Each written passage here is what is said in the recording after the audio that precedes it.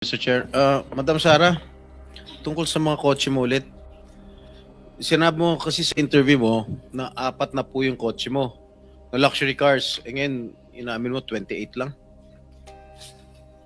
Ano nangyari sa 28 12? po yung luxury cars, Okay. pero may service cars kasi kami na under the name of the company po. Alright, doon sa 28 luxury cars, ano yan, Rolls Royce, what else? Ah, Okay, isa-isa natin, magkano Rolls Royce? Kano bili mo sa Rolls Royce? I am not familiar. Oh, come on. Oh, come Nasa on. ano yata. Bumili ka na napakamahal na kotse, di mo alam kung magkano mo binili. No, I know the price. Oh, yeah. Tell us, Pero tell us. ano, we did not buy this on a cash basis. Parang Oh, so, installment na how siya. much is the Rolls Royce? So the Rolls Royce was around parang 42. 42 million. Rolls Royce, isang kotse lang yun. What else? The Maybach. Maybach, Mercedes. Uh-huh. How much? Parang nasa 22. Parang ganun. 22 million. How Pwede many pa Maybachs? natin pakita yung screen. Just Kaming one. hindi nakakaalam ng kotse na hindi na malaman One. kung ano yung pinagsasabi ninyo.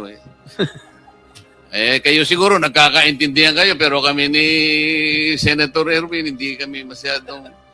Para malaman namin ano ba itsura ng pinag-uusapan Maybach is natin. Mercedes, right? Oh, ilan ang Maybach mo? Meron bang- Isa lang po. Oh, ano pa? Yung Bentley, Bentley. Wow, magkano yung Bentley mo? 20. You purchased this brand new, all brand new. Yes po. All right. Ilang Bentley? Isa lang Oh, po. what else? Yung G63. What is that? G63. G63, ano yun? Benz. Benz G63. Is that a sports car? Hindi po. G-Wagon. Wagon. G-Wagon. Oh, how much is it? Parang nasa 20 din yata. Huh? 20 din yata. 20 million. One vehicle only? Oh, what else? Yung Cadillac po. What kind of Cadillac? Yung SUV. Escalade? Yes. Oh, magkano? Parang yan. Mga 11 yata po yun. Bulletproof?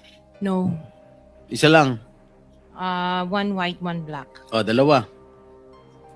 Both at 11 million each. Yung isa 8. Yung black. Long wheelbase? Yes po. What else? Yung GMC. What is this GMC? SUV Denali. rin to. Yes po. Oh, how many? Dalawa. Dalawa rin. How much each? Parang nasa 11 din yata siya. 11 million each. What else? Yung Suburban. Suburban. Ilan? Isa lang po. Pero I bought that here. Oh, Local. bakit itong mga sinasabi mo? Sabi mo, binili mo sa local dealer dito. Oo, local dealer. Oh. Ay, ibig sabihin, importer. Pero this one sa casa binili yung Suburban po. Oh, magkano? Parang nasa 3 lang yata siya na. 3 million? Oo. Brand new? Hindi. Second hand? Binili mo? Second hand? Tapos lahat itong mga luxury cars mo, yung mga Rolls Royce, Maybach, Bentley, Escalade, G63, pare brand new. Opa. Bakit bumili ka ng second hand Suburban? Ano na siya yung lumang model? Hindi siya Yeah. yung brand new model. Kaya nga, bakit ka bumili ng second hand? Kasi yun lang yung Samantalang lahat available mga kasi that was mamahalin the na- time, at that time it was pandemic. So that was the time na yun lang ang available nilang When did you unit. acquire all these luxury cars? All at the same year? No po. When? Since 2022, 21. 2022. May 2021 pa po. 2021. So ilang beses ka bumili ng kotse sa isang taon? Minsan sa isang taon, isa or kaya minsan tatlo yung iba. Luxury. Opo. Kailan ka natuwa roon sa payong ng Rolls Royce? Last year lang po. Last year mo lang na-purchase Yes po. yung payong. Dahil sa payong, bumili mo ha? Alright. Bukod sa mga nabanggit mo mga luxury cars, ano pa? Yung mga SUV ng mga engineers ko. Hindi, ilan lang to? 3, 4, 6, 8. I can't remember all at the top of Sa my dami. head. Oo. Sa dami. Apa. So, doon sa 28 na pinurchase mong mga luxury cars, ilang taon mo binuno yun? Yung iba, You started purchasing these luxury cars on what year?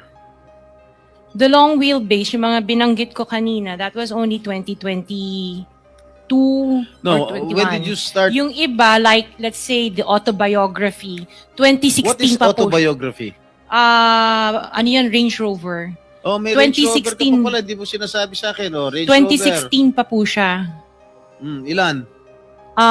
Just the one autobiography and then What the Defender. autobiography? Ito ba yung Range Rover? Range Rover po. Oh, okay, how much did you purchase? 16. 16 million. 2016 pa po yun. Ilan? Isa lang po siya. What else aside from Range Rover? Sabi mo? Defender. Defender. Ano siya? Range Rover. Range Rover din. Oh. Ilan? Isa lang po. Magkano? Nasa parang 7 yata yun. 7 million? Aha. Ano pa? The Evoque. Ano? Evoque. What is Evoque? Range Rover. Range Rover pa rin. Oh, parami ka pala Range Rover. Oh. Evoque. Ito yung, maliit ba ito? Malaki? Maliit. Okay, magkano? Parang nasa 5 lang yata po siya.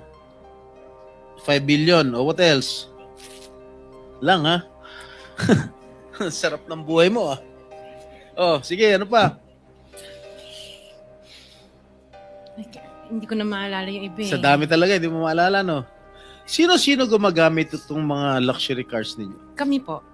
Every day, Iba-iba. siguro sa pag-aalis kayo nung umaga, Rolls Royce ang gamit mo. Pag uwi mo ng tanghali, kakain, pag lalabas kayo, may back naman ang gamit. Ganun ba yun? Sa dami nyo ng kotse. This is really, for me or for all of us, for all the Filipino people watching, this is unbelievable.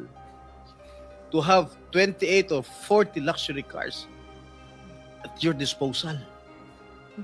Ngayon lang ako nakarinig na isang tao o mag-asawa na ganito kadami ang kotse na mamahalin. Hindi na bali yung mga Fortuner, okay lang. Pero kayo, Rolls Royce, Maybach, Mercedes-Benz, Bentley, Escalade, Range Rover, ilan? GMC, Suburban, G63, di ko na nga naintindihan yan eh. O sabi ni Senator Soto, tapos pera ng gobyerno. Ano ba? Nasaan ang konsyensya nyo, madam?